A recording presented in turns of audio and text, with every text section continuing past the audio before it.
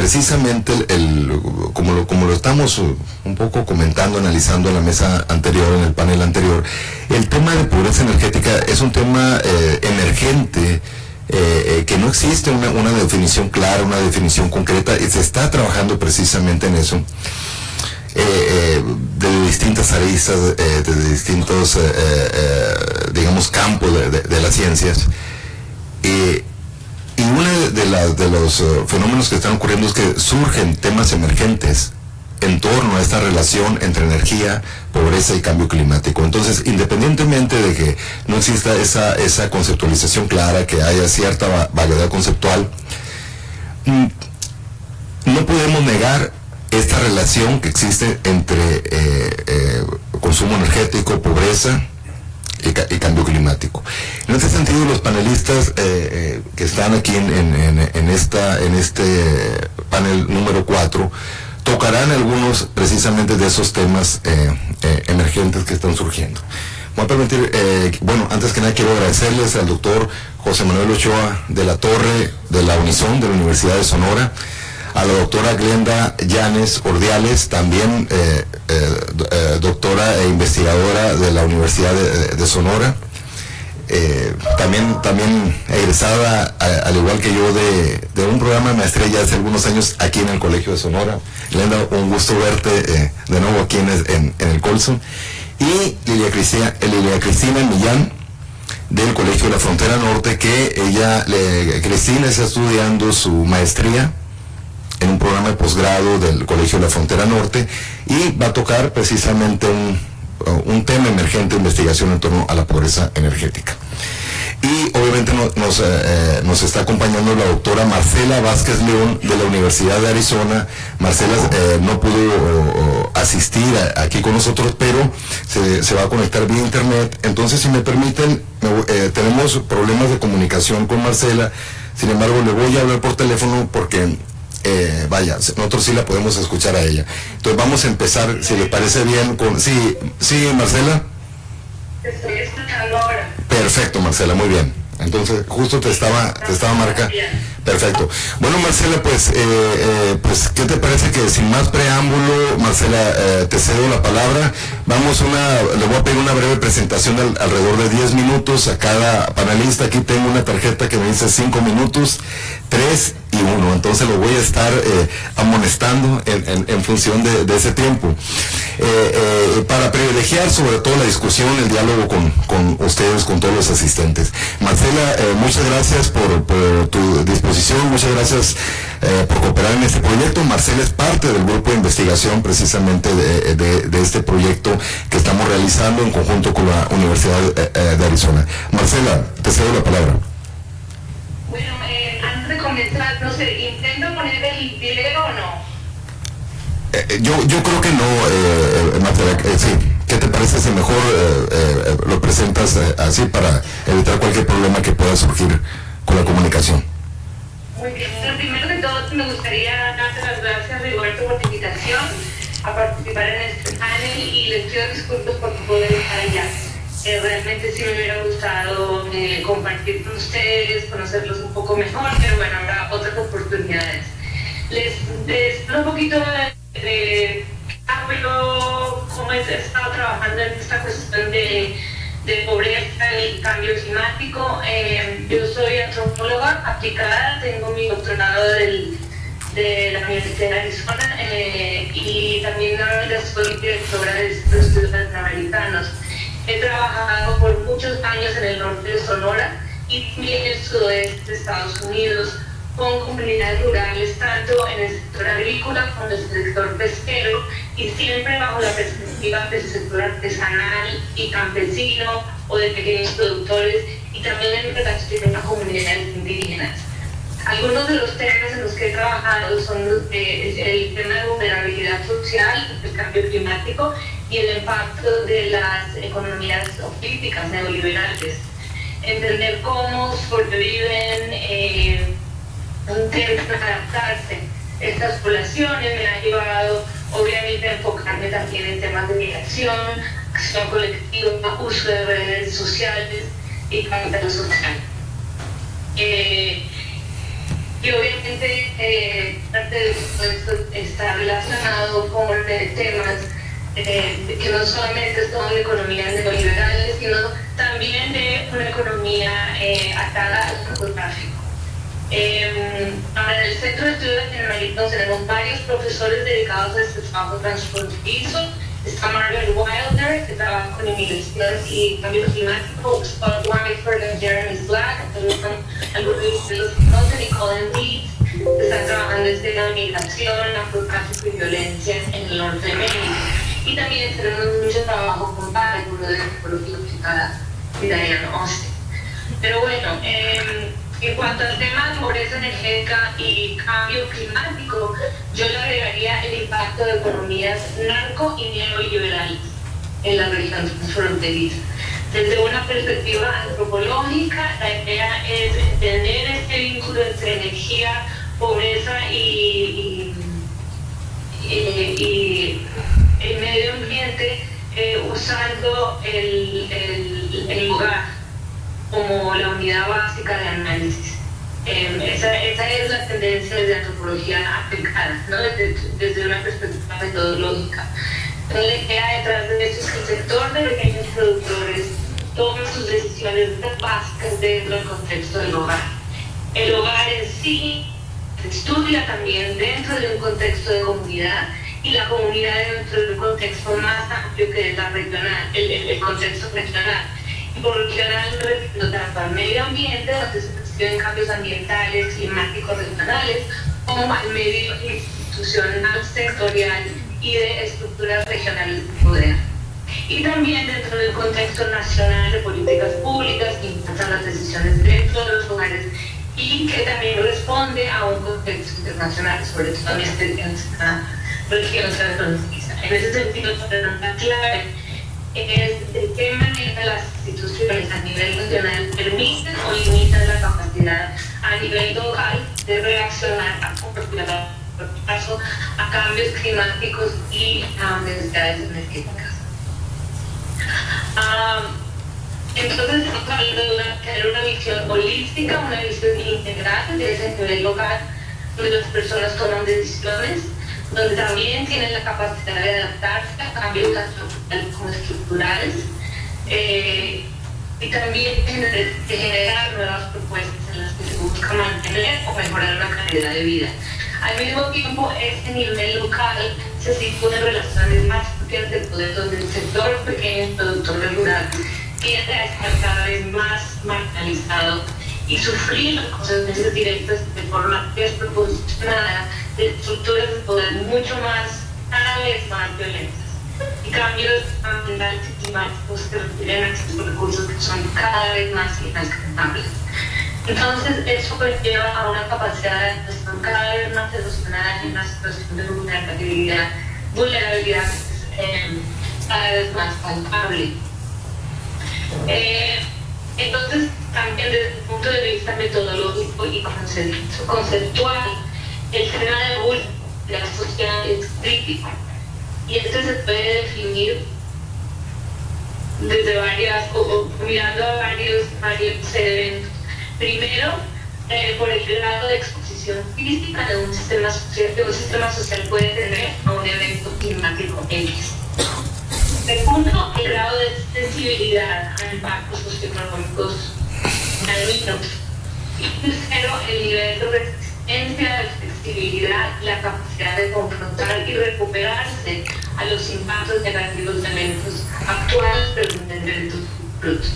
Entonces, la noción de capacidad de adaptación se enfoca en las características de un sistema social que le da flexibilidad para desarrollar e implementar estrategias de manejo del riesgo que no implementen su vulnerabilidad y al mismo tiempo le den la seguridad de poder confrontar cambios climáticos futuros.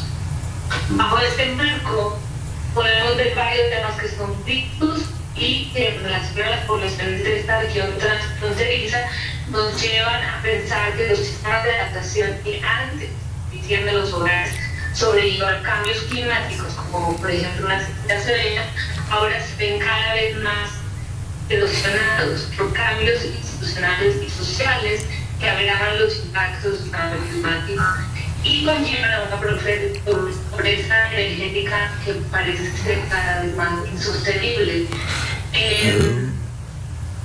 No sé qué tanto tiempo me queda, si puedo seguir o... 3 minutos, Marcela, por favor. Entonces, al analizar la pérdida de capacidad de adaptación, podemos partir de los cambios generados del Tratado de Libre Comercio, privatización de insumos básicos, de la tierra, agua, pérdida de acceso a crédito, en el caso de la pesca, por ejemplo, y a raíz también del Tratado Ambiental que se firmó paralelamente al TPC, entrada de grupos conservacionistas con la ideología de que para poder proteger los recursos hay que sacar la población de la pesca. Simplemente que los hogares que dependen de la pesca hagan otra cosa. Que los hogares que dependen de la agricultura hagan otra cosa. Y obviamente esto va paralelo a las puertas abiertas al gran capital internacional.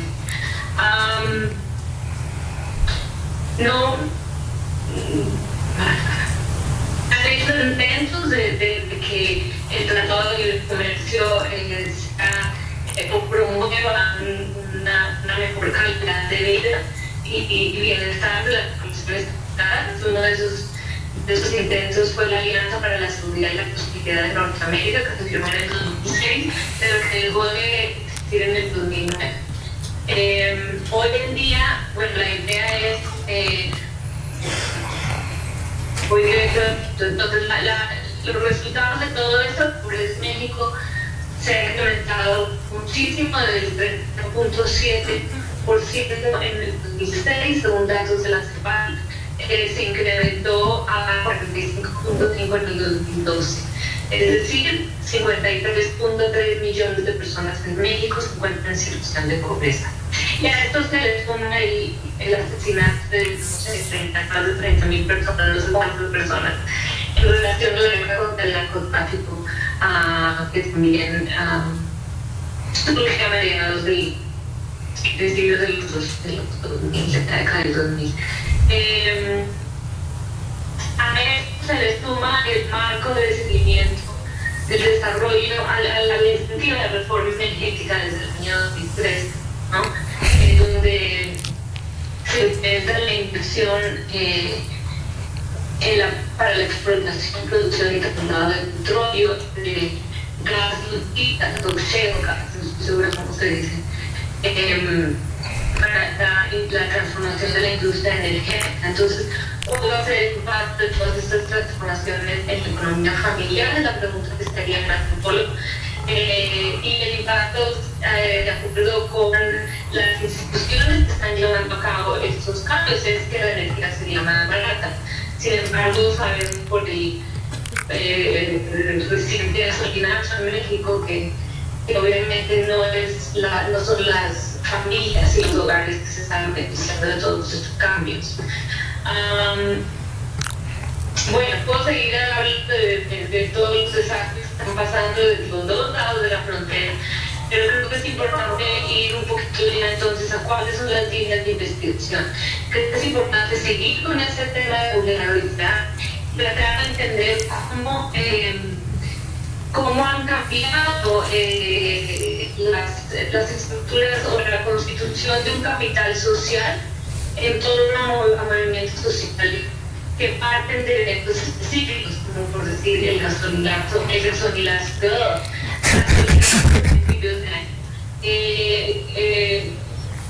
cuáles son los cambios o cómo las comunidades están tratando de adaptar y están cambiando sus estrategias. Y el otro tema importante es dar las experiencias del Brexit y las declaraciones del presidente de Estados Unidos.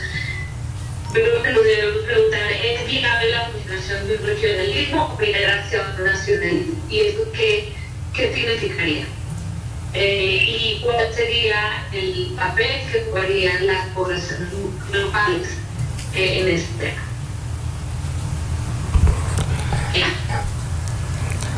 Sí, Marcela, muchas gracias por tu presentación. Bueno, creo que desde la trinchera de la antropología, Marcela está planteando una serie de temas emergentes que pueden estar relacionados obviamente con el tema de pobreza de energía o pobreza energética.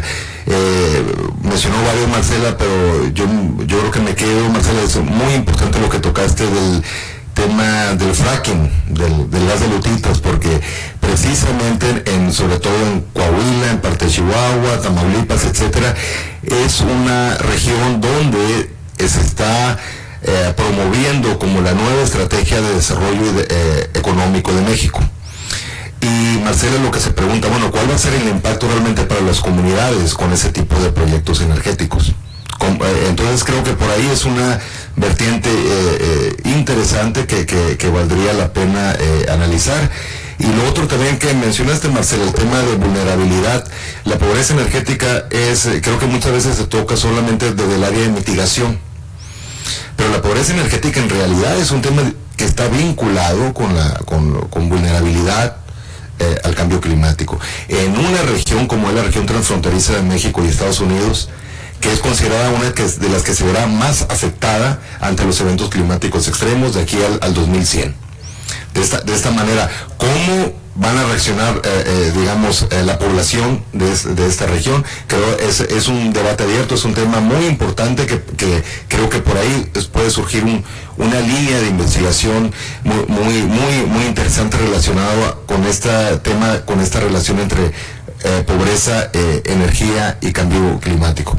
Muchas gracias, Marcela. Entonces vamos a esperar nomás, te pedimos que obviamente que sigas aquí, porque un poquito en unos minutos más tarde abriremos la sección de preguntas y respuestas. Sí, entonces pasamos con José Manuel. José Manuel, sin más preámbulo, que hables desde tu visión. Ya nos decías algo en el video introductorio ayer sobre los impactos, ¿no?, de la pobreza energética, pero te pediría que nos hable más sobre cómo desde tu expertise, desde tu línea de investigación, puede surgir temas relacionados con la pobreza energética. Bueno, pues estamos muy serios, ¿no? Entonces voy a permitir pasar primero un video introductorio que habla precisamente sobre cómo esperaríamos que fuera la arquitectura en el futuro, ¿no? Adelante. A ver.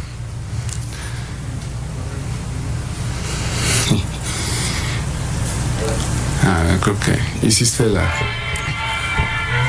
pero que se vea, pues. Está.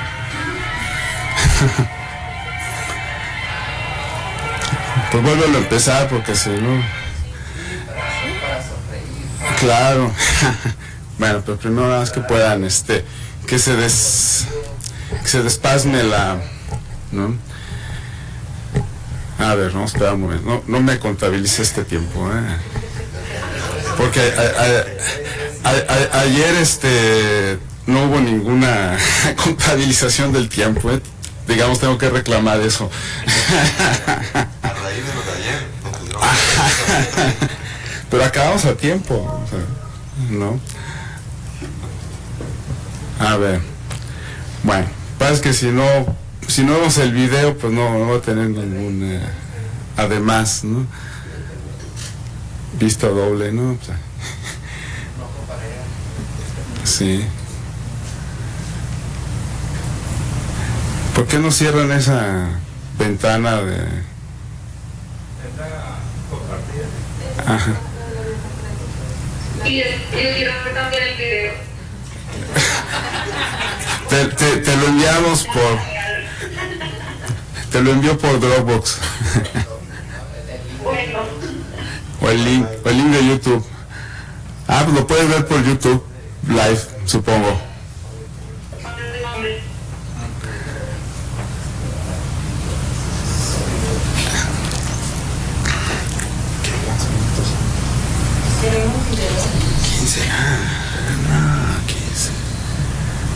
Pero no.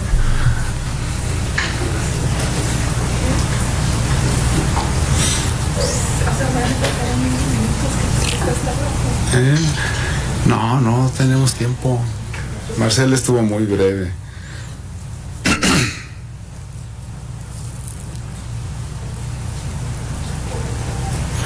Bueno, Digo, no es que sea video, creo que ni siquiera la presentación se puede ver, ¿no?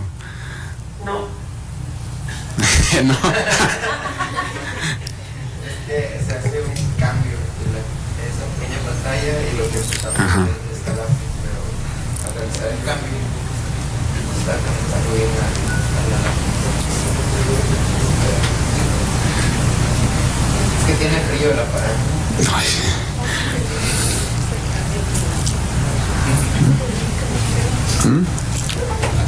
No, lo puede ver en Facebook Live.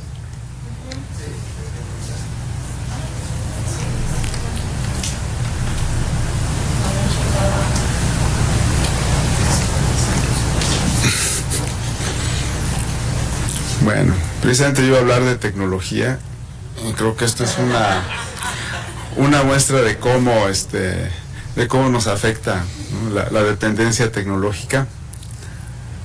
Sí, ¿no?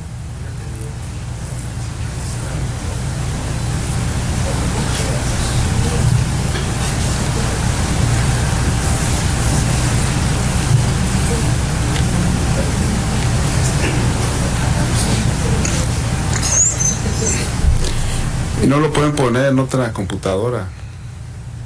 Se puede poner aquí, se va a ver en el proyector, pero no lo va a poder ver nada. Pero no se puede ver por... Sí, para eso. Sí, Marcela, ¿estás conectada al YouTube Live? Ah, Facebook Live, perdón. Sí, puedo conectar. Ah, pues por ahí podrías ver la presentación. Que tienen aquí un problema que o lo ves tú o lo vemos nosotros. Dice cuál es el nombre del video. Del Colegio de Sonora. En Facebook. La página en Facebook del Colegio de Sonora. Ok.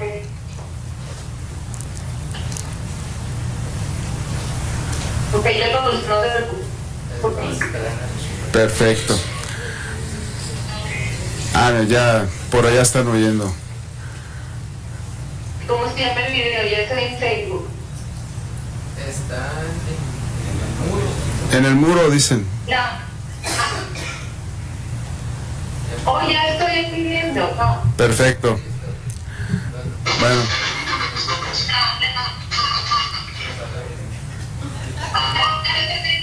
Más, apaguen el sonido. A ver, si puedes apagar tu sonido, Marcela. No pueden apagar esa bocina. Gracias. Bueno, ponlo aunque no se oiga el sonido del video, por favor. ¿Eh?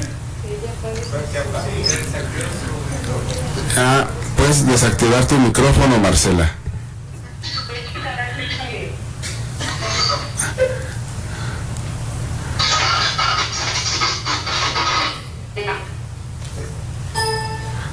Ya está.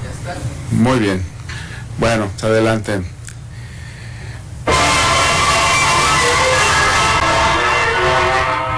Bueno, esta es bájale un poquito más. Bueno, esta es una serie que se hizo en 1962, ¿no? Algunos de aquí creo que sí se acordarán, y otros creo que no habían nacido cuando se dejó de transmitir.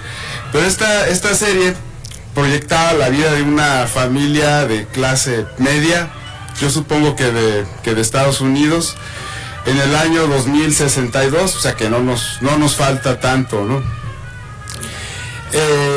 Y bueno, aquí podemos ver, ¿no? en esta serie de imágenes, que solamente la introducción, no vamos a ver todo el capítulo, como ya habían digamos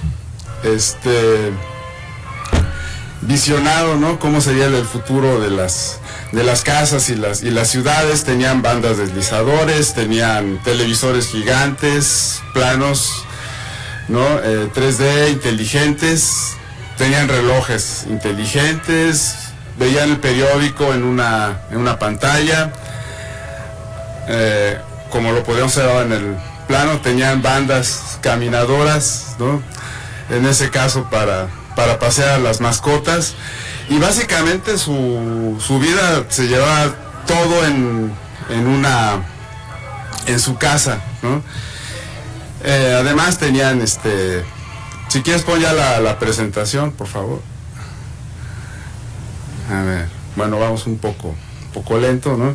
Tenían, pero ya pon la diapositiva número 3, por favor, porque ahí está, bueno, tenían, ¿no? Por ejemplo, asistentes digitales. Se llamaba Rudy, ¿no? Que ahora se llama Siri, o se llama, no sé, Cortana, o no sé, que hay varios, ¿no? Y hay unos que tienen nombres tan sin chiste como Google, ¿no? Entonces, hey Google, algo así le dicen, ¿no? Entonces, a ver, ¿se puede pasar de aquí? ¿Sí?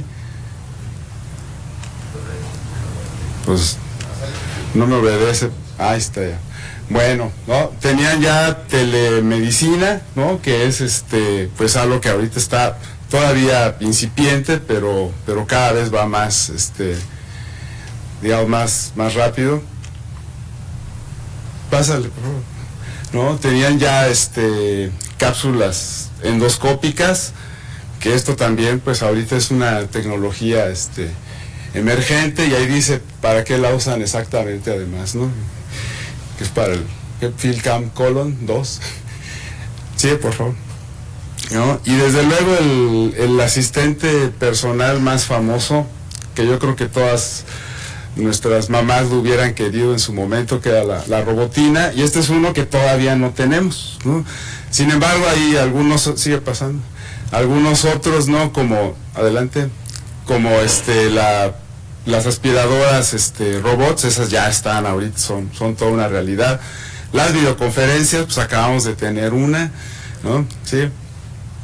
Y las pantallas planas en 3D, y el niñito jugando con su imitación de tablet o no sé qué, ¿no? Que no pela a nadie. Bueno, pues así estamos ahora, ¿no? También, sigue, aquí sigue, ya vimos, ¿no? Las bandas. Y bueno, también, ¿no? La automatización en los hogares, pues está más vigente que nunca. Sin embargo, bueno, todavía nos falta mucho, ¿no? Siguiente, ¿no? Esto ya sería lo óptimo, ¿no? Sin embargo, bueno, ahora ya lo podemos pedir por internet, por nuestra tablet, por nuestro teléfono, y nos llegaría la comida instantánea. ¿Sí? ¿No? Los relojes inteligentes también, seguimos. Veas pasando, ¿no? Los pasillos, digamos, deslizantes. Ya no hay aeropuerto digno si no tiene un pasillo deslizante, el que sigue, ¿no? Sin embargo, algo inquietante de esta serie, ¿no? Que ya haciendo la revisión, ¿no? Ahora, todos los edificios estaban volando, o sea, no había edificios sobre el terreno. Esto quiere decir que, pues, seguramente el terreno estaba muy deteriorado, y no recuerdo haber visto algún capítulo donde bajaban a la tierra, ¿no? Salvo el capítulo donde se reencontraban con los picapiedra, ¿no? Entonces, pues sí, esto sugiere un futuro a lo mejor optimista, pero por otro lado están obviando toda la parte pesimista de la que hablábamos, ¿no?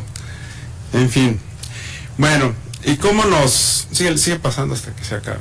¿Y cómo nos conecta esto, ¿no? con el tema de la pobreza energética? Yo creo que más que avances tecnológicos, como les decía, esto digamos, esta visión, ¿no? Se repite en otras visiones futuristas, ¿no? Como Blade Runner, por ejemplo, que es una muy famosa. También, ¿no? Hay una parte ahí sí muestran todo lo pesimista y poco de lo optimista que podría ser el futuro, ¿no? ¿Cómo influye toda esta tecnología en la pobreza energética? Pues por un lado, los artefactos se están haciendo cada vez más eficientes y baratos, y estamos hablando de todos los artefactos, ¿no? ¿Cuánto costaba un teléfono celular hace 10 años? ¿Cuánto cuesta ahora? Por otro lado, por ejemplo, algo que es muy notorio, ¿no? Nosotros pensaríamos que las baterías que antes duraban 6 horas, 8 horas, ahora son más eficientes. pues lo que pasa es que las baterías no han mejorado gran cosa, ¿no? Lo que se ha hecho mucho más eficiente son los artefactos. Entonces, eso quiere decir que también hay una, digamos, sí se puede ser más eficiente, ¿no? Tratando de utilizar la misma energía para tener más cosas, ¿no? Por otro lado, también, pues la iluminación se ha hecho mucho más eficiente, ¿no? Ayer, no voy a abundar en eso, porque ayer Gaudencio fue muy profuso, ¿no? En ese tema. Sin embargo, también la iluminación más eficiente se está haciendo mucho más barata, y eso pues también contribuye a mejorar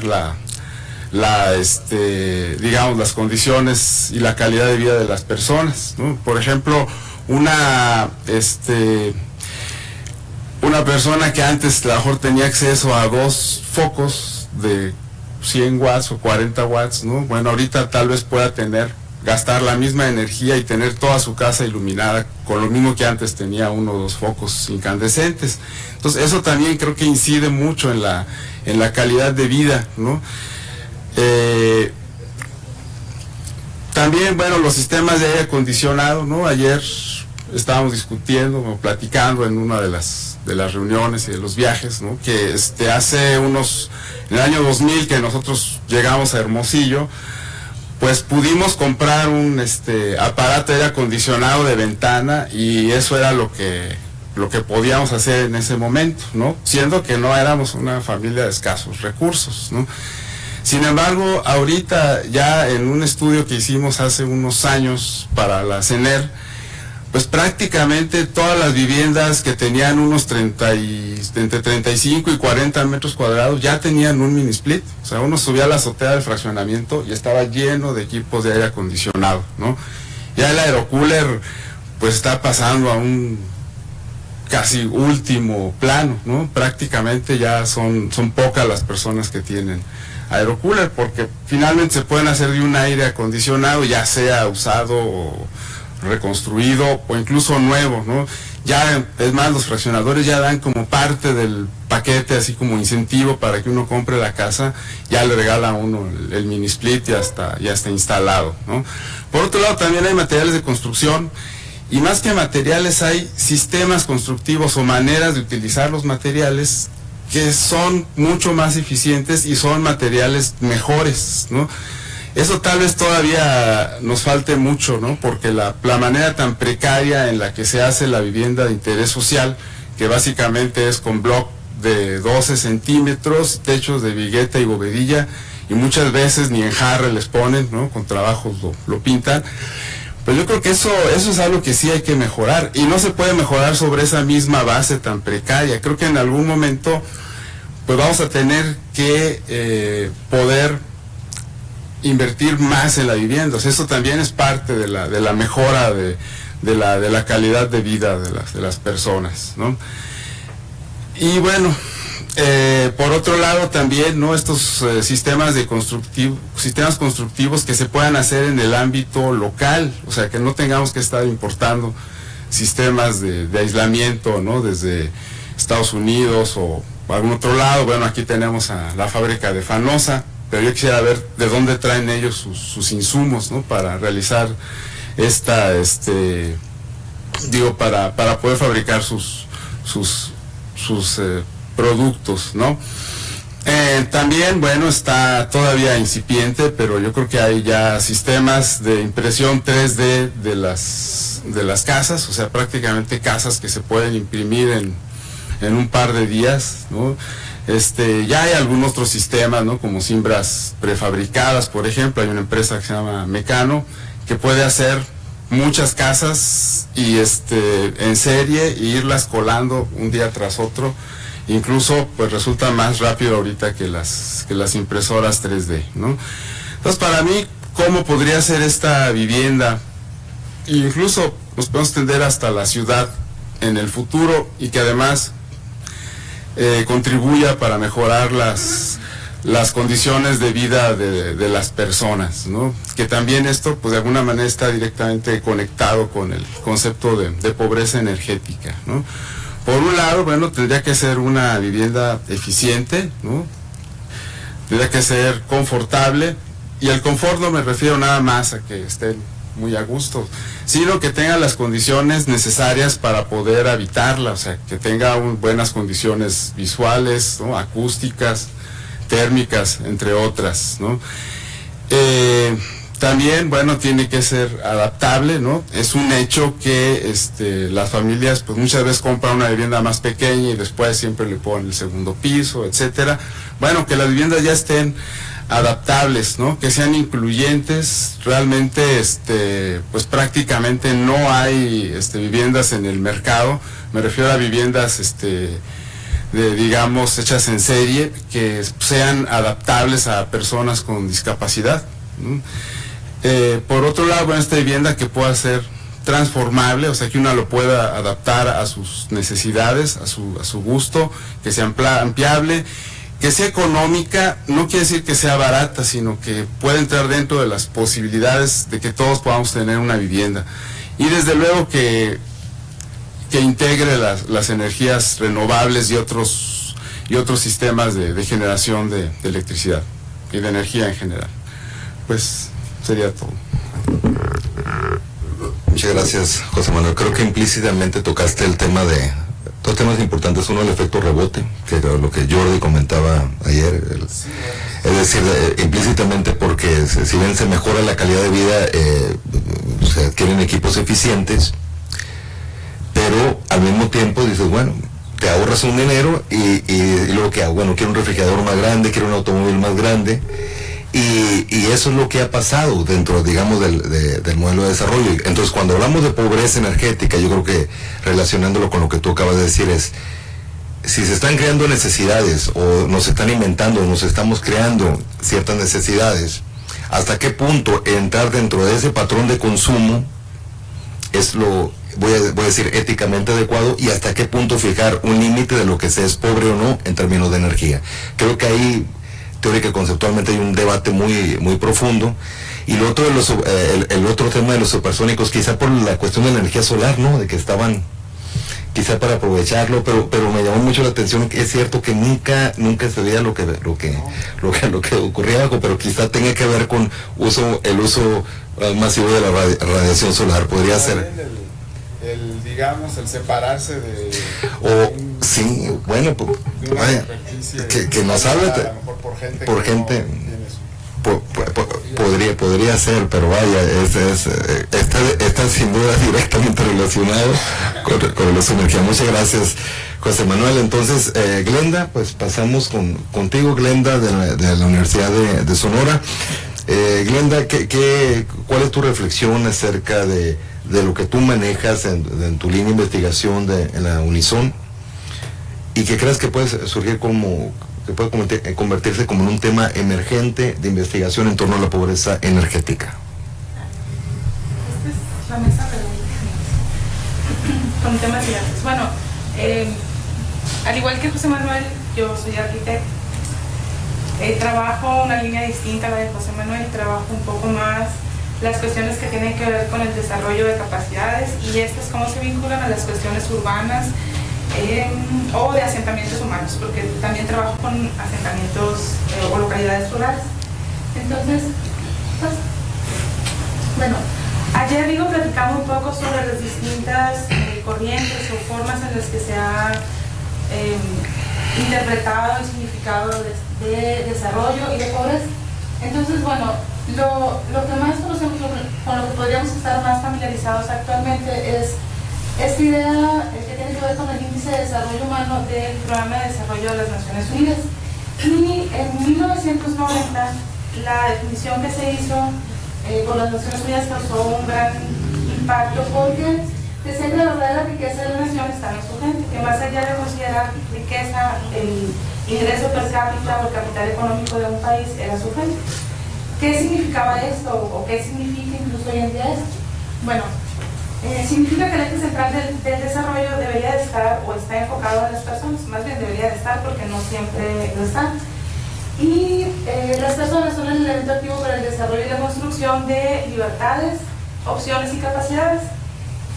Y bueno, como elemento activo las personas, considerando como elemento activo a las personas, eso se refiere a que las personas tengan o posean agencia, en términos vivenciales, agencia o capacidad para hacer algo, para influir, para participar en su localidad, pero participar no, digamos, solo como mano de obra, por decirlo de alguna manera, sino participar en la toma de decisiones, como qué es lo que se necesita, si están de acuerdo o no están de acuerdo. Tiene que ver más como tomar decisiones en común y con que las personas sean capaces de apropiarse, en el sentido de apropiarse, por ejemplo, de cierta tecnología y poderla replicar.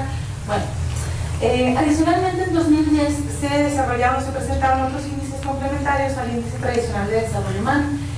Y bueno, está el índice de desarrollo humano ajustado por inequidad, el índice de pobreza multidimensional, el índice de desarrollo de género y hay un índice de inequidad de género. Sobre el índice, por ejemplo, de pobreza multidimensional, que no puse nada sobre eso en la presentación, pero es uno de los índices que está directamente más relacionado con el tema de pobreza energética.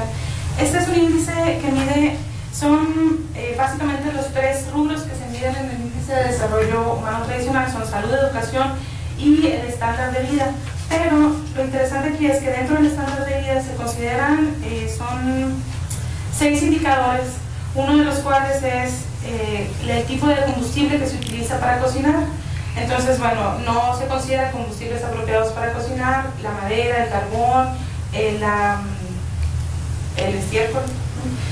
Y se consideran también dentro de los indicadores de estándar de vida el agua, o sea, la calidad del agua y la distancia a la que se ubica el agua de buena calidad, si se tiene acceso en un baño, acceso a electricidad, el tipo de piso con el que se cuentan las viviendas y si existen en las viviendas equipos que vinculen a las personas con información, porque el acceso a la información está directamente relacionado con la toma de decisiones importantes para la localidad. De hecho, cada uno de los indicadores que se evalúan en el índice de pobreza multidimensional tiene que ver directamente con las capacidades que tienen las personas para influir en su propia localidad. Bueno, el índice de pobreza multidimensional lo que hace es evaluar, considerar pobre a una persona que se encuentra carente por lo menos de un 33% de las variables que se toman en cuenta, perdón, de los indicadores que se toman en cuenta. Y en el caso de México, poco más del 10% de las personas se encuentran en pobreza multidimensional. En el caso del mundo se acerca al 30%. Quiere decir que cerca de la tercera parte de la población está carente de un tercio de o de agua potable o de combustible limpio o está desnutrida. Y bueno, adelante. Bueno, desde un enfoque del desarrollo, desde el bienestar humano, que es como se está entendiendo ahora el desarrollo, tendríamos varios indicadores para el desarrollo. O sea, la vida larga, saludable y creativa es algo, la parte creativa es algo que se agregó recientemente. Conocimiento, que sería equivalente a la parte de educación, pero en este sentido las personas ya deberían de tener capacidad de apropiarse de ese conocimiento y poderlo replicar. Recursos para un estándar de vida socialmente aceptable, que no supe realmente cómo traducirlo, pero se refiere, bueno, en inglés sería como decent, como un estándar de vida decente, pero decente acá tenía otra connotación. Y básicamente estos 3 son los cimientos del desarrollo humano, que sirven para construir o que desarrollan o nos acercan a las condiciones y oportunidades para el progreso en distintos aspectos de la vida. Estos 4 ámbitos que funcionan como condiciones y oportunidades para el progreso son la participación en la vida política y comunitaria, la sustentabilidad ambiental, la seguridad y derechos humanos y la equidad de género. Entonces, bueno, desde abajo son condiciones para poder conseguir lo que tenemos arriba. Y la siguiente. Yo puse este solamente como un ejemplo porque pensé que era uno de los que tenían más relación con el tema que se está tratando en este coloquio. Y es lo siguiente, perdón. Déjenme un momento ahí. Estos son todos, esto me sirve para mencionar que sobre esto que vemos acá, salud, educación, ingresos, sobre desigualdad, en el caso mexicano, una de las cosas que podría llamarnos la atención es que si bien el índice de desarrollo en el país es del punto 76, donde uno sería como está perfecto todo, punto 76, cuando se hace el ajuste por cuestiones de inequidad, entonces se alcanza un nivel de 0.58, se pierden muchísimos puntos. Eso quiere decir, básicamente donde más pega es en el ingreso. Significa que está muy mal distribuido el ingreso dentro de la población. Pues, en promedio pues, nos va bien, pero ya cuando se analiza de forma separada te das cuenta que está distribuido no tanto la salud ni tampoco las cuestiones como cuánto tiempo vive la gente en promedio, sino sobre todo el ingreso. Pues entonces México baja a 17, 18 puntos. Bueno, hay un rubro ahí que es el de sostenibilidad ambiental, que lo que se mide son las toneladas de dióxido de carbono que se emiten. Pero lo que sigue, lo que les quiero mostrar es como, ok, si despliegan la pestaña de sostenibilidad, eso es lo que encontramos dentro. Para el caso mexicano falta mucha información, entonces yo lo traigo solamente como un ejemplo de un área de oportunidad o para mostrar que existen ciertos espacios todavía vacíos para el caso mexicano y que convendría atender, por ejemplo, el impacto de desastres naturales y la población afectada. En promedio, normalmente, ¿cuántas personas se ven afectadas por cuestiones que tengan que ver con el cambio climático? Ondas de calor, inundaciones, etcétera, etcétera. Bueno, no existe información al respecto. Entonces, sobre varios de los puntos no hay información y creo que es uno de los puntos en los que podríamos enfocarnos. La siguiente. Bueno, esta última es como una síntesis que hice. En el extremo superior derecho pueden ver claves para el desarrollo humano y están pues la vida larga, saludable y creativa, el conocimiento, los recursos para un estándar de vida aceptable, la participación en la vida política y comunitaria, los ámbitos de la sustentabilidad ambiental, seguridad y derechos humanos y equidad de género. De forma horizontal están los cimientos para el desarrollo urbano sustentable, que tiene que ver con las finanzas, la legislación urbana, el diseño y la planificación. Y en el caso de diseño y planificación, lo que se prefiere actualmente es que el uso de suelo sea mixto, porque un uso de suelo mixto permite o debería permitir acercar a las personas, tener su casa y tener cerca la escuela, tener cerca comercios. Se busca la compactación urbana que permita reducir la movilidad, o al menos eso es lo que se promueve en los últimos 10 años en nuestro país. Y bueno, en el caso de la legislación urbana, se supondría que lo que se tendría que hacer es descentralizar y hacer entonces normatividades locales muy adecuadas a las características del entorno local, no solamente por cuestiones climatológicas, sino también por ciertas condiciones culturales que podrían existir.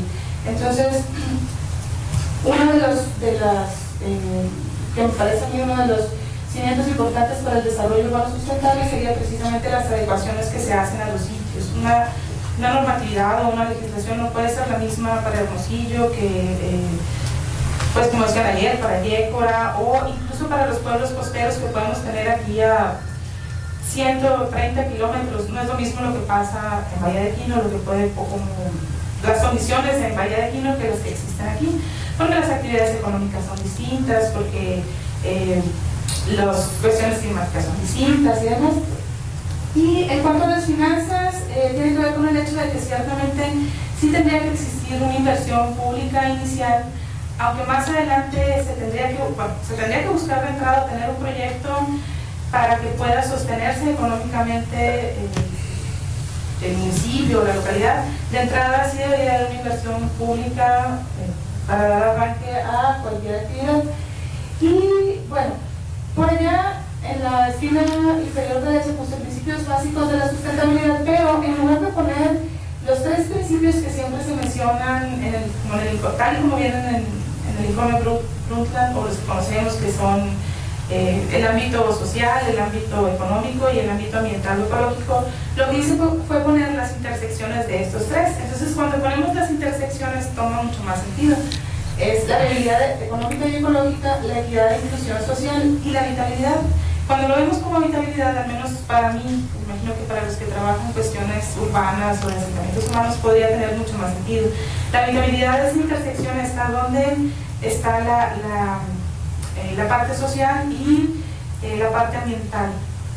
Entonces, bueno, a eso refiere habitabilidad y son en realidad las intersecciones de los tres ámbitos básicos.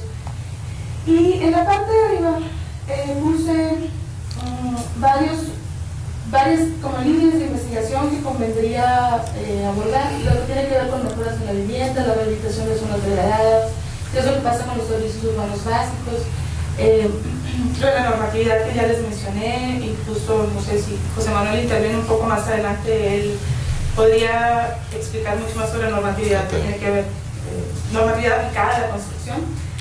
La parte de adaptación al cambio climático, que es resiliencia, adecuación al entorno, Marcela ya lo había comentado antes, pero es una de las líneas de investigación emergentes en las que todavía existe mucho trabajo por hacer y lo hay, o sea, yo he identificado trabajos que abordan desde pérdida de patrimonio construido, patrimonio natural por cuestiones de cambio climático, cómo las personas se organizan o se adaptan a estas situaciones, hasta trabajos en comunidades rurales, muy parecido a lo que comentaba Marcela, por ejemplo en Valle de Quino.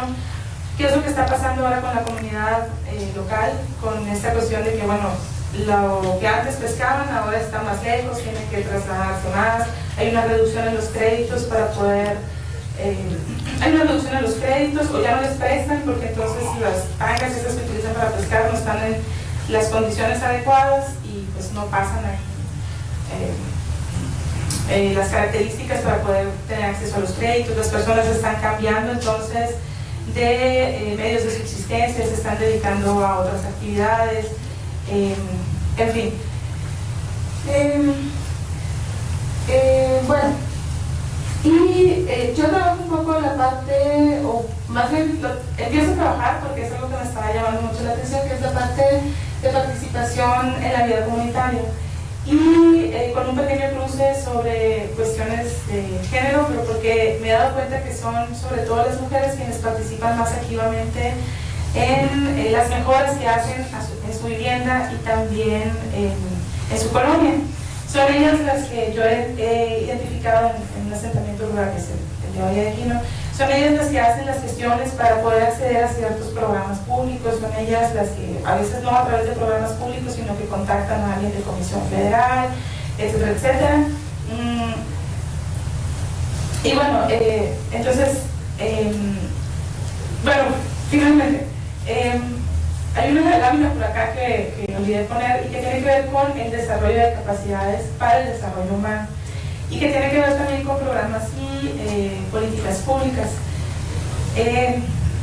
Para poder, si nosotros entendiéramos el desarrollo, si nosotros entendemos el desarrollo y las políticas y programas públicos, si más bien si entendiéramos que los programas y políticas públicas tienen como finalidad última poder potenciar las capacidades para el desarrollo humano y por ende para reducir la pobreza energética o de otros ámbitos, entonces deberíamos de hacer trabajos que evalúen esas políticas y programas. Por ejemplo, en el caso de la vivienda es evaluar cuáles son los beneficios que se les han dado a algunas viviendas. Bueno, estufas ecológicas, realmente no sé qué tan ecológicas sean, pero bueno, baños ecológicos, cambios de techos por techos de lámina en un clima como el nuestro, construcciones de pies de casa de block, el diseño de los pies de casas pues se los podría platicar, no tienen ventanas, solo tienen 3 muros, tienen cualquier orientación. Todos esos beneficios que se les han dado a viviendas en localidades como la nuestra y otras en el estado y me imagino que también en el resto del país, la cuestión sería evaluar o analizar si realmente están sirviendo para desarrollar las capacidades de las personas o en qué medida están sirviendo para eso. Lo mismo podríamos pensar con estos desarrollos habitacionales que se hacen y que están subsidiados por los mismos gobiernos locales y que se hacen lejos de cualquier equipamiento. Realmente qué tanto están sirviendo a las personas, cuando las personas a veces tienen que sacar a sus hijos de preescolar porque no pueden llegar, que están muy lejos, porque no hay transporte urbano, pero bueno, entonces creo que una línea importante sería evaluar estas soluciones que se están favoreciendo desde los programas públicos, evaluar si realmente están sirviendo, funcionando para lo que se supondría que son, que es para potenciar las capacidades para el desarrollo humano, mitigar la pobreza energética. Es que digo me dijo, no me olvidaba la pobreza energética cuando empezaba a hablar de las cosas de así. Se nos olvida. Muchas gracias, Glenda. Sí. Bueno, estás tocando un tema que se analizó en la vez anterior, ¿no? Quizá lo que son la evaluación precisamente de políticas públicas, que puede ser también una línea de investigación interesante para ver si efectivamente se está cumpliendo para lo que fueron diseñadas dichas políticas. Muy bien, pues cerramos esta participación ahora con Cristina Millán del Colegio de la Frontera Norte. Cristina, te cedo la palabra. Me comunican que el compromiso ya funciona. Sí, ya va a funcionar. Gracias.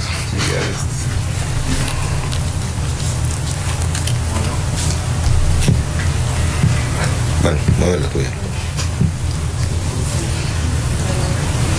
Bueno, yo soy estudiante del Colegio de la Frontera Norte, estoy estudiando la maestría en Administración Integral del Ambiente. Y bueno, yo les voy a hablar un poquito de lo que se trata mi tema de tesis, que está relacionado con el tema de pobreza energética. Entonces, el problema de la calidad del aire es un tema que ha venido tomando relevancia en los últimos años, pues debido a que ya es un problema evidente, latente en las diferentes ciudades importantes, sobre todo aquellas ciudades que tienen un número poblacional alto, ¿no? Y que por ello también han sido centros de desarrollo económico, que esto mismo ha sido como un atractivo para que la gente vaya y se ubique y se vaya a vivir a esas ciudades, con el propósito también de que al vivir en una ciudad urbanizada, pues su calidad de vida mejora y a su vez sus ingresos. Y sí, en algunas ocasiones los ingresos se mejoran en algunas personas o sectores poblacionales, lo cual pues favorece mucho la adquisición de un automóvil, sobre todo aquí en la zona fronteriza, debido a que tenemos la cercanía con Estados Unidos, podemos adquirir un automóvil importado a un costo menor a que se adquiere allá en el sur del país o en el centro, ¿no? Y bueno, y cuando todas las personas piensan de la misma manera, que al incrementar su poder adquisitivo o su salario, pueden obtener un automóvil, lo que se genera es un número importante de aumento de automóviles en nuestras ciudades, y a su vez eso genera un deterioro de la calidad del aire en ellas. Consecuentemente, también este deterioro de la calidad del aire pues afecta a la salud de las personas. Como ya varios supongo que conocen, se afectan los sistemas respiratorios, el sistema cardiovascular, y esto representa en cuestiones, digamos ya de números, alrededor del año mueren 4 millones de personas según datos de la OMS, y también ya las afectaciones en la salud ocasionadas por el deterioro de la calidad del aire también representan pérdidas económicas en los países, pues debido al número de aumentos de personas que acuden a los hospitales o al médico ocasionando problemas del deterioro de la calidad del aire.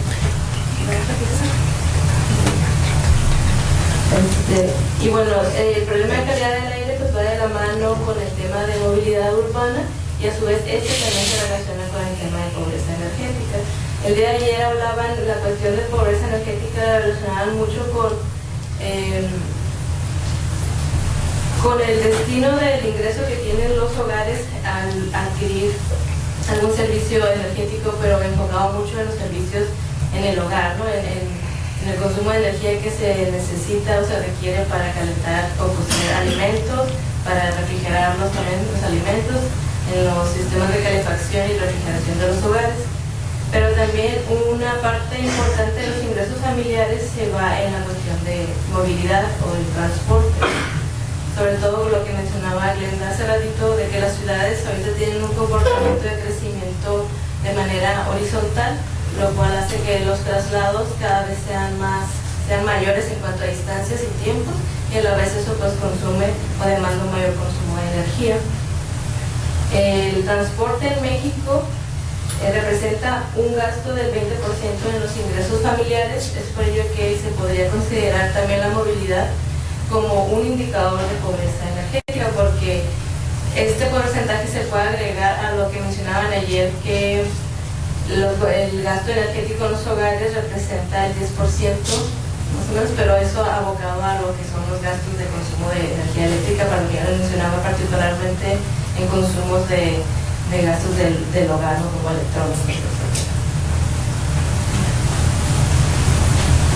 Bueno, y las soluciones que por lo general últimamente se le han dado al problema de movilidad y a su vez de pobreza energética son soluciones tecnológicas, ¿no? Aquí menciono algunas, como son la cuestión de la aplicación del BRT en las ciudades, del carpooling, la mejora de los combustibles, la promoción de utilizar biocombustibles, optimización de semáforos, eliminación de estacionamientos a su vez, y mejorar la infraestructura de las ciclopistas para el uso de bicicletas, ¿no?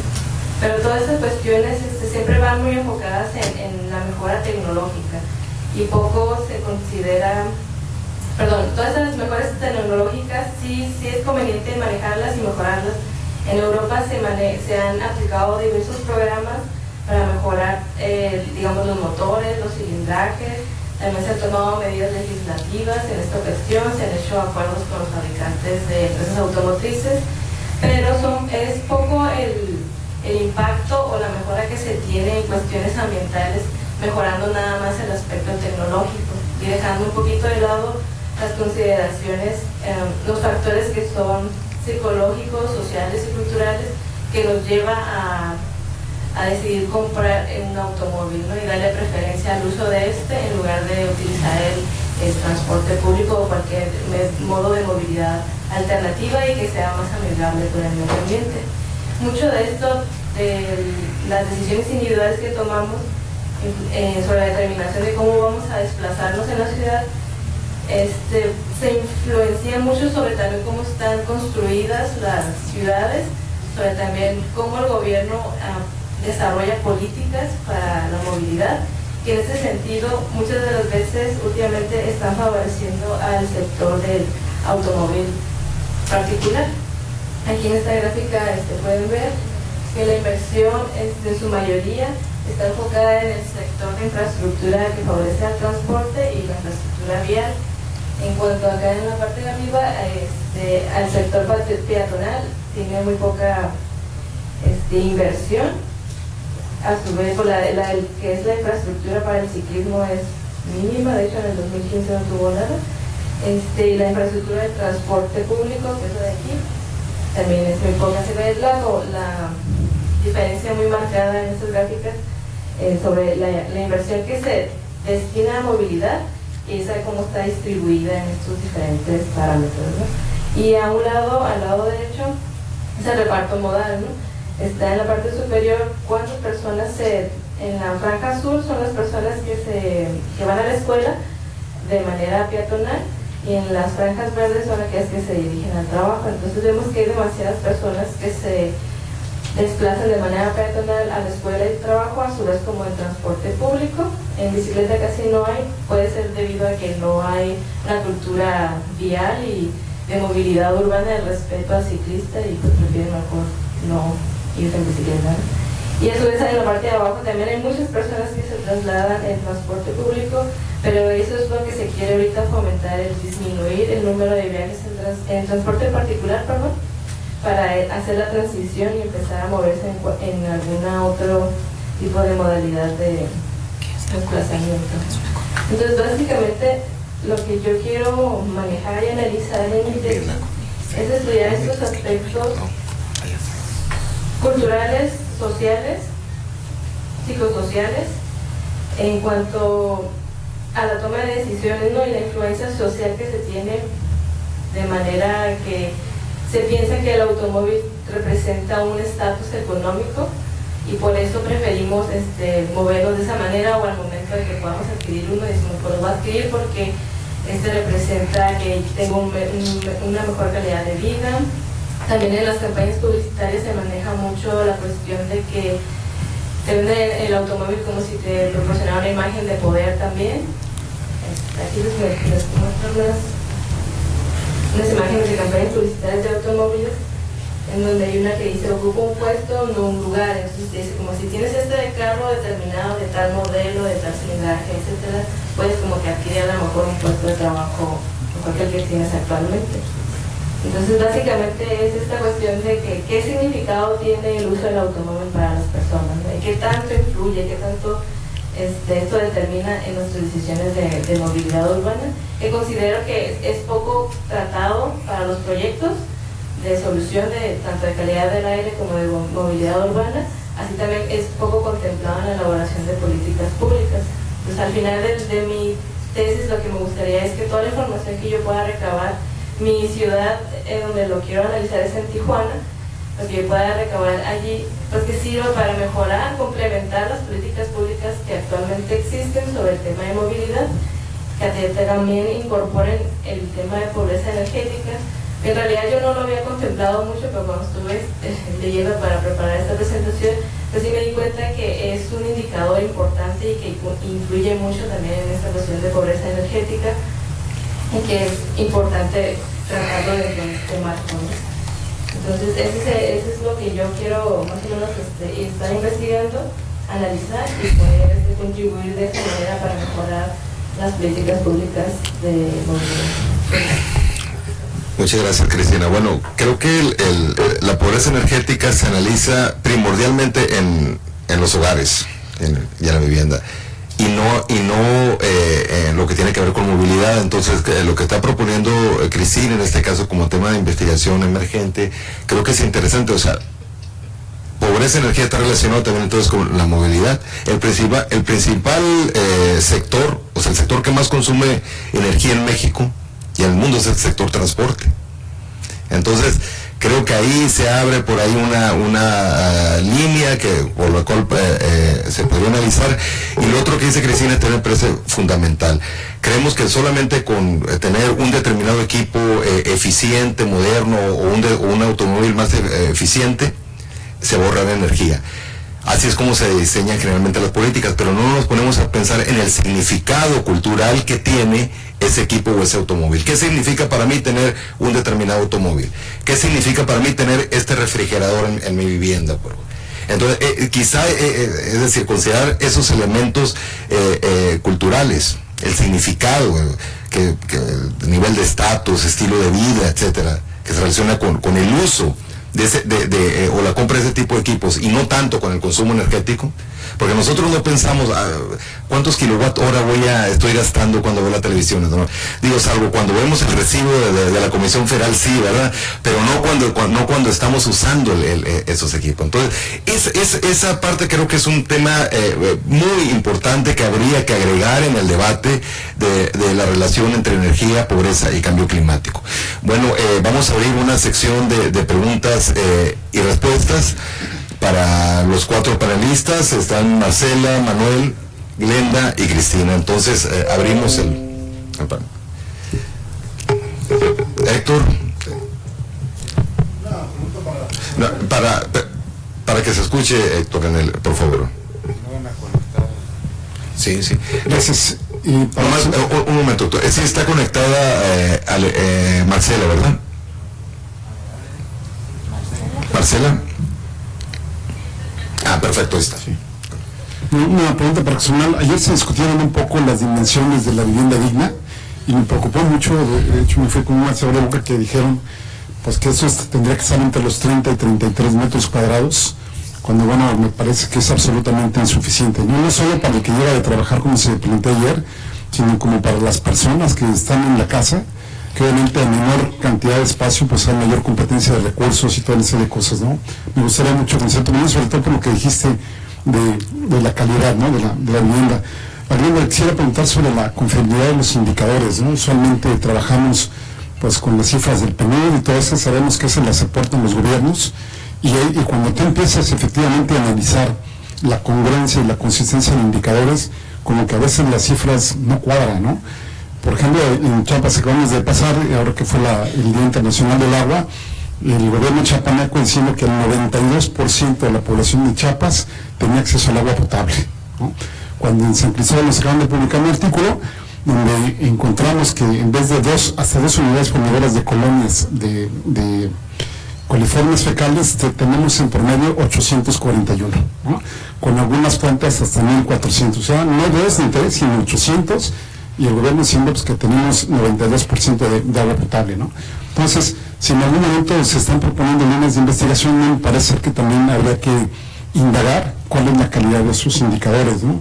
Y para Cristina, pues me llamó la atención ver aquí en la zona norte prácticamente muy pocas motos, ¿no?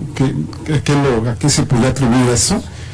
Y la cuestión, por ejemplo, de aquí que hay grandes distancias en Sonora, pues dónde están los trenes o cuestiones de estas que pueden ser más amigables para el desplazamiento y no meternos obviamente en la dinámica esta de que nos quieren hacer ver que el nivel de vida, es decir, la tenencia de bienes es igual a la calidad de vida, ¿no? Que me parece que son dos cosas muy diferentes y habría que distinguirlas, ¿no?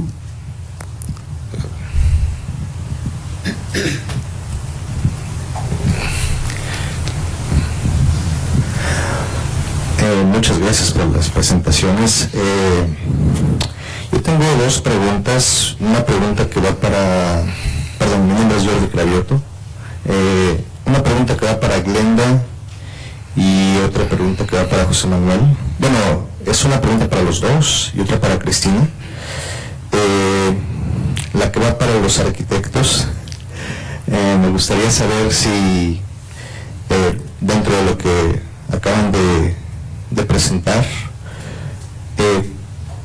en su experiencia con material de investigación, ¿cuál creen que sea digamos, el punto más importante para mitigar pobreza energética desde el punto de vista de la vivienda y enfocado a servicios energéticos?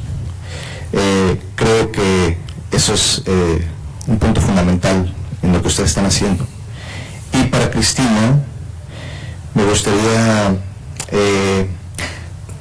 saber qué has pensado acerca de abordar el transporte como un servicio energético que está relacionado con la pobreza energética, que tiene dos vertientes de beneficios, uno directo que da acceso, pero a la vez también puede haber un efecto negativo que es el efecto ambiental del transporte. Entonces, ¿cómo poder incluir estas dos dimensiones dentro de tu análisis de tu tesis? Si lo has considerado o lo has visto en alguna referencia. Y si lo puedes contextualizar, perfecto. Gracias. Tenemos... sí. También es para Cristina. La pregunta es si en algún punto de su investigación me llama mucho la atención que siempre he tratado de reducir el problema de la movilidad urbana de una manera muy reduccionista a que es un binomio entre el pésimo transporte público sumado al aspecto semiótico que mencionó Rigo, que yo no por dar la contra, pero lo plantearía de otra manera. No es qué significa tener un cierto vehículo, sino cómo me significo yo ante los demás por tener, creo que el planteamiento emocionante del problema, ¿no? Entonces, si en algún momento ya ha llegado a algún punto donde dice, bueno, si mejoramos o volvemos más eficiente el transporte, podemos verdaderamente incidir en una cultura, ¿verdad?, en donde las personas verdaderamente se alejen de un concepto de quererse significar a través de un vehículo y que mejor prefiera tener una movilidad más eficiente, ¿no? Esa sería mi pregunta.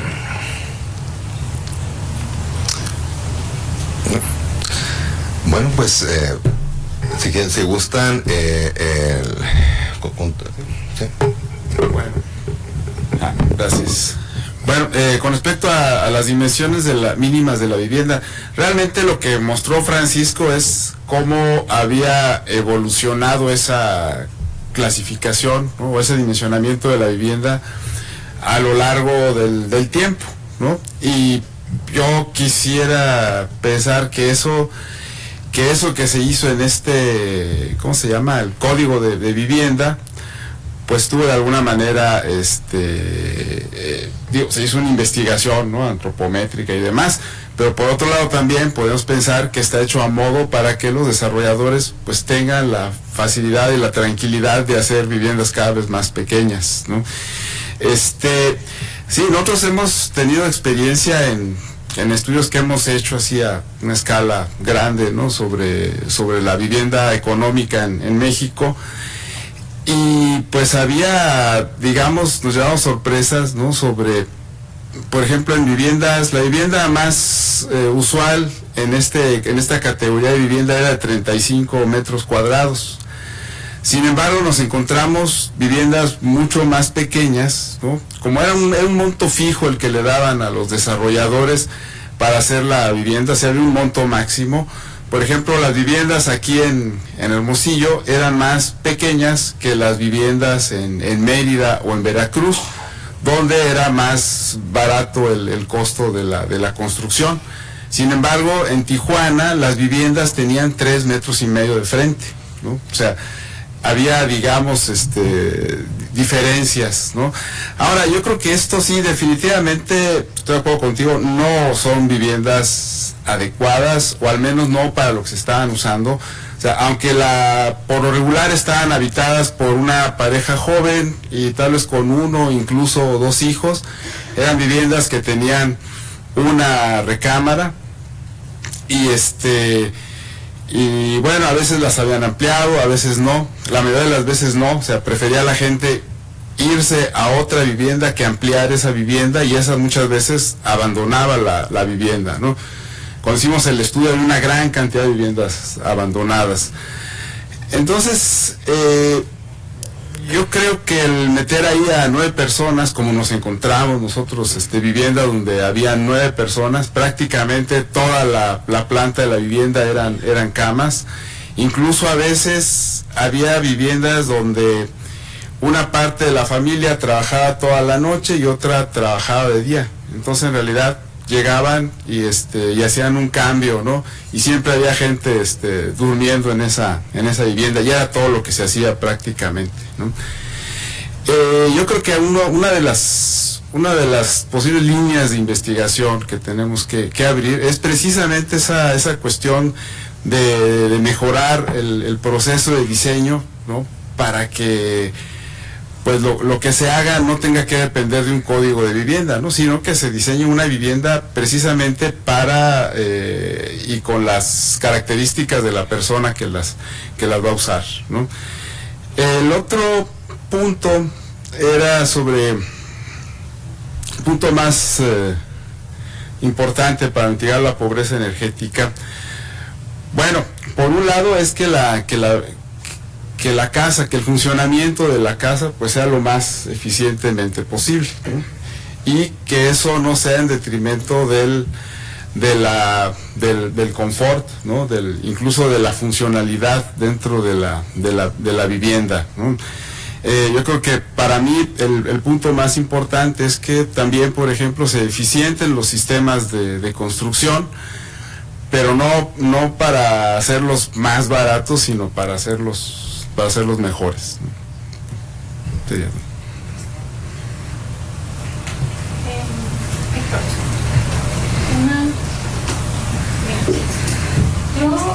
Yo en realidad trabajo respecto de bienestar subjetivo. Estoy haciendo un diseño de indicadores para abordar el tema de bienestar subjetivo.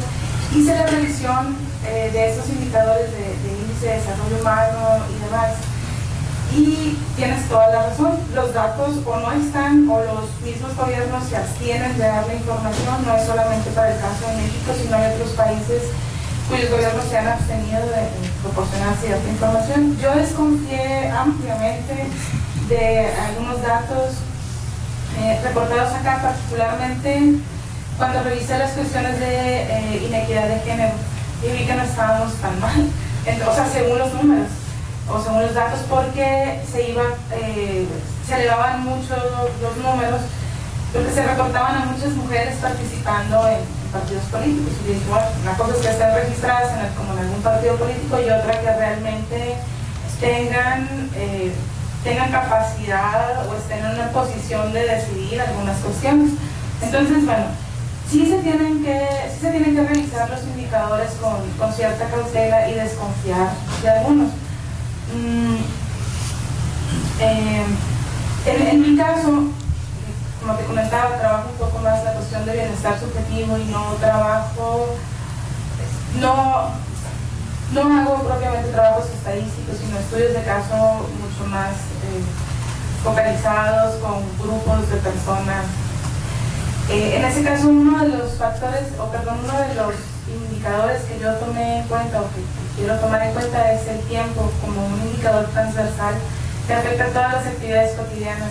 Las personas no disponen de tiempo para cuidar a sus niños, para cuidar a algún enfermo en casa, para poder participar en las decisiones de su comunidad, para poder aprender algo más que les pueda beneficiar en ese momento más adelante, pues es algo que puede afectar bastante. Entonces, uno de los indicadores que estoy considerando es el tiempo pero de manera como transversal. El tiempo que las personas disponen cotidianamente para poder hacer estas cosas que te digo. Bueno, y algo que tiene que ver con lo que preguntó Héctor, pero también lo que comentó Jordi. Ok, hay tres componentes básicos de las capacidades para el desarrollo, que son las oportunidades sociales, los factores de apropiación y los escenarios sociales. Eso sí lo saqué. Tengo un documento que yo recomiendo ampliamente para cuestiones metodológicas.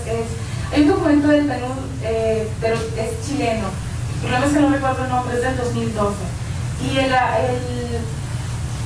anexo metodológico que hacen es maravilloso. O sea, son en realidad como muchos trabajos aislados, pero bueno, si se hace la revisión metodológica de cada uno de ellos, podrían encontrar mucha información los que estén interesados en trabajar cuestiones de desarrollo, bienestar, e incluso sí creo que se habla sobre pobreza energética. Y bueno, es el PNUD y es del año 2012. Pero bueno, los tres componentes de las capacidades para el desarrollo humano serían las oportunidades sociales, los factores de apropiación y escenarios sociales apropiados, adecuados. Por ejemplo, entre los factores de apropiación sería un factor importante, sería que no existieran ciertas barreras burocráticas para tener acceso a la información o que la información fuera confiable. A mí me ha costado mucho trabajo identificar de dónde vienen ciertos apoyos porque no aparecen registrados, o sea, no se sabe de dónde salió el dinero, la gente te dice que se les dio a algún candidato, a algún político, pero en realidad presidente municipal. Sabemos que salió de alguna parte. No se entregan a veces los informes a tiempo. El sexenio pasado aquí fue un hoyo negro, así es que hay información que no está. Eso sería como un factor de apropiación. Y en los escenarios están las cuestiones como lo que les mencioné hace rato, que sería que la vivienda estuviera adecuada, fuera adecuada, la vivienda que se subsidia o se promueve, fuera adecuada a las condiciones ambientales, que la vivienda esté inserta en el tejido urbano y no que esté allá en una orilla donde no llega ningún camión. A veces no hay transporte urbano que llega a esos puntos. Y bueno, que las personas puedan participar activamente, pero insisto, no como mano de obra, sino que puedan decidir en qué es lo que necesitan en su entorno inmediato.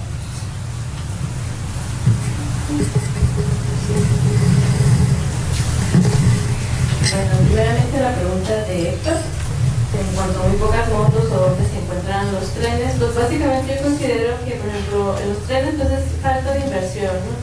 Se ha visto que el presupuesto que se tiene destinado a movilidad cada vez con los años es cada vez menor, se destina por parte de la federación, ¿no? De hecho, del 2011 se destinaron 38.2 mil millones de pesos y en el 2015 se redujo a un poquito más de la mitad. Si cada vez está reduciendo la inversión en infraestructura, se distribuye y esa todavía se le da como la prioridad a invertirla en transporte público. Ahí se tiene que ver entonces un cambio de paradigma y de visión desde el gobierno, ¿no? Desde los programas que se están manejando.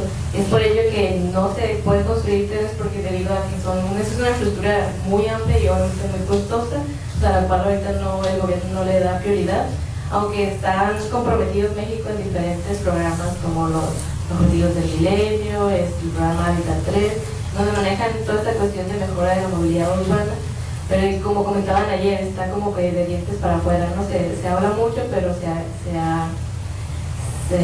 aplica muy poco, ¿no?, en la realidad aquí en México.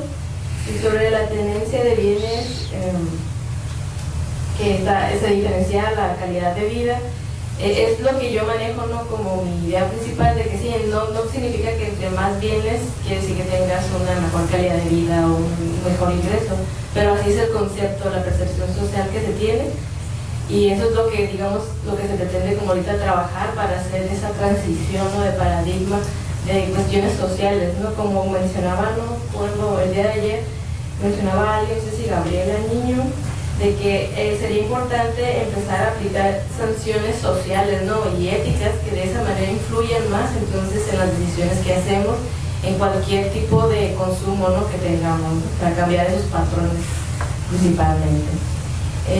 Jordi pregunta en cuanto a si he pensado en abordar el transporte público como un servicio energético. Antes de este coloquio, digamos, no lo había considerado, ¿no? A raíz de que Rigo me invitó aquí a participar, me puse a investigar un poquito más sobre el tema. La verdad, pobreza energética es un tema nuevo para mí. Sé que el servicio de transporte consume energía, pero no era la línea que yo quería abordar de investigación. La mía era más cualitativa sobre estos factores sociales y culturales.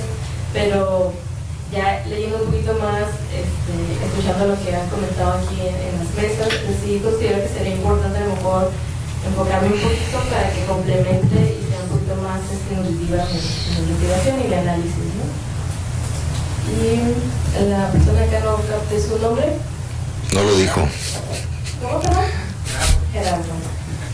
Y sí, lo del planteamiento emocional pues va muy aunado o apegado a lo de la cuestión de cultura, ¿no?, o de lo sociológico que mencionaba, sobre la representación o la imagen que proyecta el automóvil, ¿no? También aquí tiene que ver mucho la cuestión de género, ¿no? Se ha visto que el hombre es el que utiliza más el automóvil y la mujer utiliza más algunos otros medios como caminar o ir en transporte público, probablemente porque el hombre es la cabeza de la familia, el que trae el ingreso a la casa, pero todas esas cuestiones son las que me gustaría investigar un poquito más para ahondar bien qué son los patrones, los factores sociales que influyen y que tienen un peso importante en las cuestiones de decisiones de movilidad y de consumo energético, que no se toman en cuenta, como ya he mencionado, que no se toman en cuenta, se pasan de lado y que involucraría mucho la participación de todos los sectores, no tanto el sector gobierno, el sector también particular, y obviamente la participación ciudadana tiene mucho que ver para que todos vayan como que hacia una misma visión, un mismo caminito y se logren los objetivos que se quieren, ¿no? Que obviamente son disminuir las emisiones de gases contaminantes y mejorar la cuestión ambiental. Sí, gracias. Bueno, le pediría creo que hay una pregunta más, sí, dos preguntas más, Humberto y Guillermo.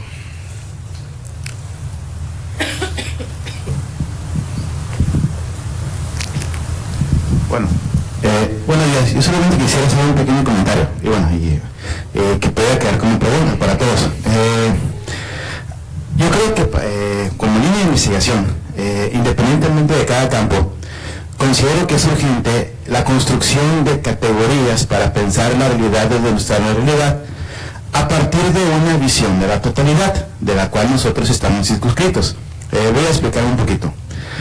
En el panel pasado se comentaba un poquito acerca de los electrodomésticos y la venta en el mercado informal aquí en México de los electrodomésticos chatarra que desechan en Estados Unidos, refrigeradores, electrodomésticos que gastan bastante luz. A eso los carros chocolate que desechan en Estados Unidos y aquí se venden. A eso se une al desempleo, en donde una persona que trabaja en una empresa formal es despedida a una edad de 40 o 50 años, suponiendo que fueron despedidas con una liquidación más o menos decente, no les queda más que ingresar al mercado informal o trabajar empacando en los súperes o de viene o algo por el estilo. No les queda otra opción y ellos tienen que vender. Eso los forza a entrar y comprar un carro barato chocolate porque no tienen dinero para comprar un carro de agencia. Comprar un carro de chocolate les hacen tener más acceso, y entonces todos nosotros, que de seguro muchos de nosotros quizás estudiamos la preparatoria y la universidad en camino a pie, hoy los muchachos para ellos les es significativo tener carro, incluso como requisito para tener novia. El horizonte simbólico se transforma. Para nosotros quizás no era requisito tener carro para tener novia, nada más tener dinero para un respaldo o algo así. Pues hoy es requisito tener carro por el alcance y por las condiciones económicas que de alguna otra manera forzan a la familia a hacerse de un carro de chocolate, y sobre todo por el horizonte de convención de cómprate un carro de Estados Unidos, porque en Estados Unidos son más disciplinados, tienen sus carros con servicios a tiempo y todo ese tipo de representaciones imaginarios que hay en Estados Unidos. Es decir, hay el efecto rebote para este tipo de situaciones no es bidireccional. Una situación provoca otra. Es un problema sistémico ya, es una situación desde una totalidad. Entonces, desde esa totalidad es necesario pensar desde categorías que se construyen a partir de ese horizonte. Y por esa razón los pensadores latinoamericanos lo que proponen es precisamente lo que le llaman deconstrucción epistemológica. Eso no significa renunciar a Europa, renunciar a Estados Unidos, sino subsumir las categorías pensadas en Europa, en Estados Unidos, en otras partes, pero desde nuestra realidad y desde nuestras condiciones de negatividad, partiendo de las víctimas, y por esa razón el horizonte del pensamiento es al mismo tiempo epistémico, pero también al mismo tiempo es ético. Ahora, el horizonte ético no partiendo de ideales, sino partiendo de las condiciones de negatividad. ¿Por qué? Dicen los pensadores latinoamericanos, surge la ética. No porque es necesario el hombre ideal o porque es necesario ciertos valores. La ética surge precisa y fundamentalmente porque nuestras acciones tienen impactos negativos. Hay víctimas. Entonces, esa totalidad hay que, en América Latina, pensarla desde las víctimas de esa totalidad. Sería nuestro punto de partida. Entonces, yo creo que como aporte para la línea de investigación de la pobreza energética será pensar desde cada campo, pensar a partir de la totalidad, tomando como punto de partida las víctimas de esa totalidad, independientemente de cualquier campo epistémico desde donde se aborde. Una pregunta a todos los investigadores, desde su campo, ¿cómo se han conectado en equipos multidisciplinarios precisamente para abordar este problema desde una totalidad determinada? Sería mi pregunta para todos. Sí, gracias Humberto. Guillermo. Gracias, buenas tardes. Un poquito sin negar la cruz de la parroquia. Los datos los tomamos de INEGI, entonces cuidado con lo que vayas a decir. Es el problema. Que creo que hay algunas otras fuentes alternativas, tanto inegianas como alternativas que se pueden explorar. Por ejemplo, la encuesta intercensal explora una parte sobre movilidad escolar y laboral, la encuesta de ingreso-gasto sobre el consumo en los hogares, una buena parte pues a los energéticos, y siempre tomando distancia de las fuentes, sean oficiales o no oficiales, como la persona que nos antecedió que cuestionaba algunos indicadores. Yo creo que hay que cuestionar siempre la información, venga de donde venga, incluso de fuentes arbitradas o fuentes internacionales como la OECD, la ONU, la UNESCO, Banco Mundial. De cualquier manera, hay veces que generan reportes más propios de periodismo que del análisis científico. Y siempre hay que estar releyendo entre las cifras, sea la fuente que sea. Y no por ser alguna de prestigio internacional, retomarlo como buena. Tal es el caso, por ejemplo, en el caso de los ninis, donde presenta la ONU datos totalmente incorrectos. En el caso de las fuentes oficiales, hemos batallado mucho cuando la fuente es gobierno, precisamente. Es muy dolorosa, muy precaria la información cuando la fuente es gobierno. En el caso de Sonora, por ejemplo, no hay un cálculo del parque vehicular. Por dos razones. Uno, porque hay muchos vehículos que no están registrados, y hay una nata de vehículos flotantes que nunca están registrados en ninguna fuente, y la otra porque las propias estadísticas oficiales, gubernamentales, son muy deficientes. Van 3 años donde no crece el parque vehicular de Sonora, es poco creíble. De 1997 a la fecha han disminuido los accidentes viales, tampoco es creíble, y son fuentes gubernamentales. En el caso de accidentes viales, tiene más accidentes viales Nogales, Obregón y Guaymas que Hermosillo, tampoco es creíble, ¿no? Además que siempre las cifras de Nogales van a estar mejor que las demás. En el caso también de los aspectos de bienestar, yo creo que allá hay replanteamientos para revisar los aspectos del bienestar, no solamente en función de los bienes ni del consumo, sino de otros aspectos como la salud. Y la otra también el tiempo libre, porque aunque aumente nuestro ingreso o nuestra participación en los bienes de consumo, disminuye nuestro tiempo libre. Y también de aspectos subjetivos como el estado de ánimo y la felicidad.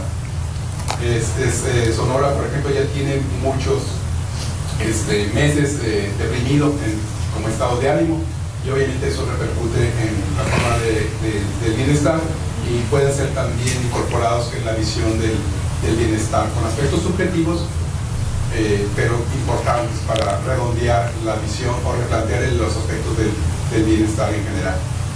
Muchas gracias, Guillermo. Importante tu aportación. Siempre creo que hay que tener esa visión, tomar cierta distancia siempre de los datos, vengan de donde vengan exactamente. Bueno, se nos está acabando el tiempo, solo le pedía a Marcela un comentario final a manera de cierre, y si gusta sobre la pregunta de Humberto. Bueno, lamentablemente se acaba el tiempo, pero en el ínter ya vamos a empezar el siguiente panel. Si quieres pueden hablar o contestarla por otro medio. ¿Qué te parece, Humberto, para seguir con el panel? Marcela. Ay, me disculpan, pero no puedo desconectar, se me acabó la desconexión porque se me acabó la batería. ¿Me puedo buscar un cambio? Sí. ¿Me oye? Sí, perfectamente. Eso no oí la pregunta. No, te decía, Marcela, sí, que a manera de un comentario final, una conclusión para cerrar este panel, por favor. Pues son muchos los temas que hay que investigar, hay mucho por hacer, y yo creo que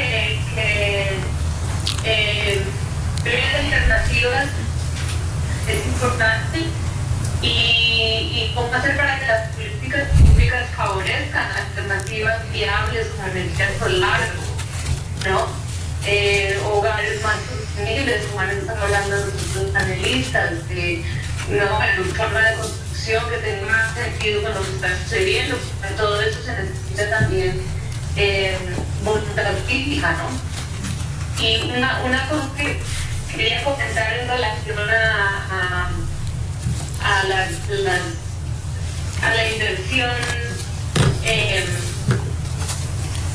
por ejemplo, de compañías en Estados Unidos. Creo que están haciendo fila ahorita para ver cómo invierten más en México, sobre todo en el norte de México, compañías petroleras de Texas, y que están usando no se dice shale, el gas, sí. fracking, ¿no? Sí, es el shale gas, sí. Y es que están esperando a que la situación de violencia en México se componga un poco, y esto requiere obviamente cada vez la militarización más fuerte de la frontera, y eso te da un poco miedo, porque esto es precisamente lo que ha pasado en Colombia, el uso del narcotráfico como justificación de militarización para que las compañías problemas. Entonces ese es un tema, sobre todo ahora que van a subir los precios del gas, y etcétera, es un tema que tener en cuenta. Eso sería lo último que me Pues tema polémico, Marcela, y creo que Marcela está advirtiendo un tema que puede surgir de una realidad que estamos viviendo en México con respecto al narcotráfico y que yo en realidad no lo había pensado, pero gracias Marcela por tu contribución. Creo que ahí puede ser un tema importante, un tema emergente precisamente de investigación en el tema en la pobreza energética. Bueno, muchas gracias a los panelistas. Les vamos a pedir, vamos a pasar 5 minutos de descanso y cerramos el coloquio con el panel número 5 sobre temas emergentes de política pública. Muchas gracias.